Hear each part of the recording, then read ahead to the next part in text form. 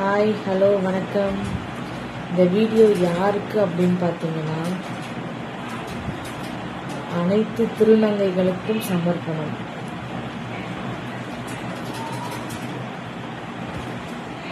இன்னைக்கு ஒரு விஷயம் நான் பார்த்தேன்.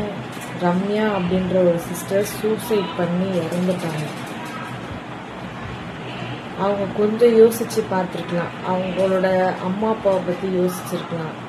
ஆனால் எதை பற்றியுமே யோசிக்காமல் நேற்று நைட்டு நினைக்கிறேன், நேற்று காலையில் 2 ஸ்டோரி போட்டிருக்காங்க. நான் அவங்கள முன்னாடி பார்த்துருக்கேன், ஆனால் நான் ஃபாலோ பண்ணலை. இருந்தாலும் நிறைய பேர் இன்றைக்கி அவங்களுக்காக வீடியோஸ்லாம் போட்டிருந்தாங்க. நான் பார்த்தேன். அவங்க சூசைட் பண்ணி இறந்துட்டாங்க அப்படின்னு சொல்லி போட்டிருந்தாங்க. அவங்க இறக்குறதுக்கு முன்னாடி அவங்க ஸ்டோரிலாம் 2 ஸ்டோரி போட்டிருக்காங்க. எனக்கு மரண ஓலை வந்துருச்சு, நான் போக போகிறேன் அப்படின்ற மாதிரி 2 வீடியோ போட்டிருந்தாங்க. அவங்க தூக்கம் மாட்டி இறந்துட்டுருக்காங்க. எதனால் அப்படின்னா, லவ் ஃபெயிலியர், லவ் பண்ணுறேன் அப்படின்னு ஏமாற்றிட்டு இந்த பையன் விட்டுட்டு போயிட்டுருக்கான்.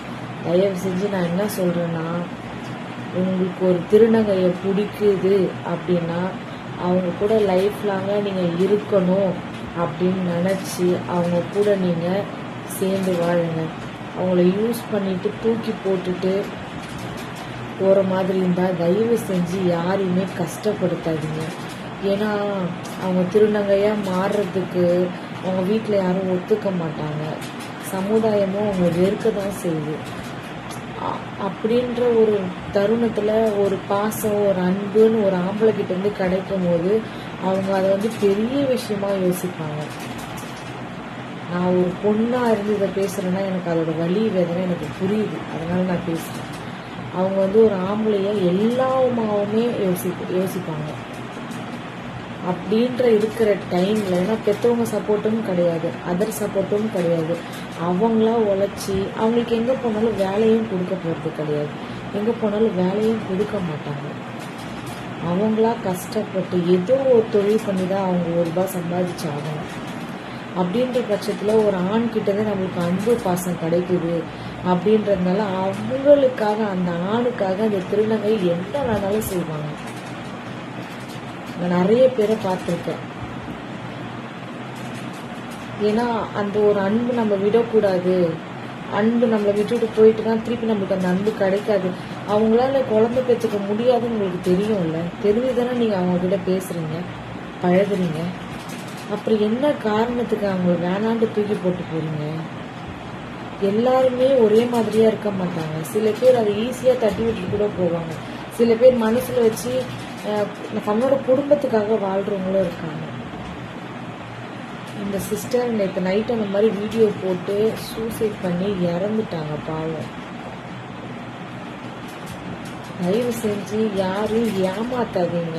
ஏன்னா இதோட வலி ரொம்ப பெருசு.